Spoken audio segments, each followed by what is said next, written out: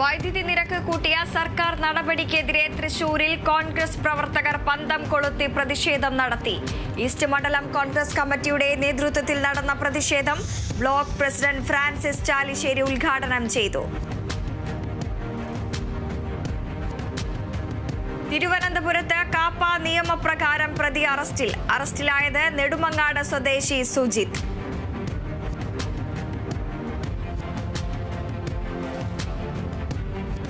തൃശൂർ കയ്പമംഗലം ദേശവിളക്ക് ആഘോഷ കമ്മിറ്റിയുടെ നേതൃത്വത്തിൽ ദേശവിളക്ക് ഉത്സവം നടത്തി.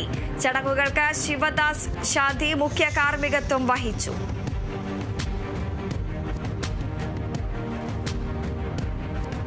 തൃശൂർ മതിലകം പഞ്ചായത്ത് കേരളോത്സവം സമാപിച്ചു.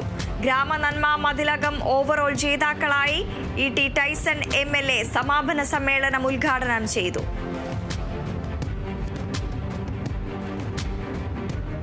തൃശൂർ കൊരട്ടി മധുര കോട്സ് ട്വിസ്റ്റിംഗ് ഡിപ്പാർട്ട്മെന്റിന്റെ കൂട്ടായ്മയായ സൗഹൃദവേദിയുടെ 13ാമത് സ്നേഹസംഗമം നടന്നു.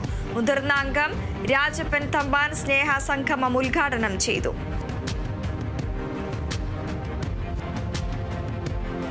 പൊന്നാനി വലിയ ജുമാ മസ്ജിദും ശബരിമല ഇടത്താളവും സന്ദർശിച്ച് കോൺഗ്രസ് നേതാവ് സന്ദീപ് വാര്യർ. മുൻ MP C Haridas, V Seythu Muhammad തങ്ങൾ, MV ശ്രീധരൻ തുടങ്ങിയവരുടെ നേതൃത്വത്തിൽ സ്വീകരണം നൽകി.